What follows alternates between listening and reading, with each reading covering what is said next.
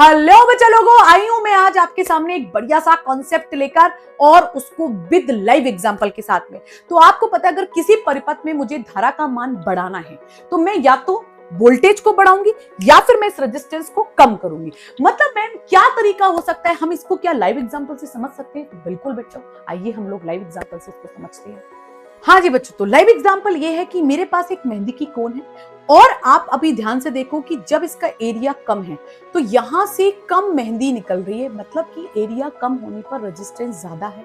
Resistance ज्यादा है तो बेटा आपकी धारा होगी कम। अगर मैं इसके एरिया को बढ़ा दूं, ठीक है मैम, मैंने इसके एरिया को बढ़ाया तो एरिया के बढ़ाने पर अब मेहंदी ज्यादा बहने लगी। मतलब कि यहां पर एरिया बढ़ा तो रेजिस्टेंस कम हो गया और रेजिस्टेंस कम हो गया तो धारा बढ़ गई। आपको सीधे सीधे पता है कि जो आपका रेजिस्टेंस होता है वो एरिया के व्युत्क्रमानुपाती होता है। तो अगर आपको करंट को कम बढ़ करना है तो आपको एरिया में भी कम बढ़ करना पड़ेगा, जिसकी वजह से आप रेजिस्टेंस को कंट्रोल कर सकते हो। तो बेटा आई थिंक आपको कॉन्सेप्ट क्लियर हो गया होगा कि धारा को हम कैसे कम कर सकते हैं या फिर कैसे बढ़ा सकते हैं। Thank you so much, all the best, जय हिंद।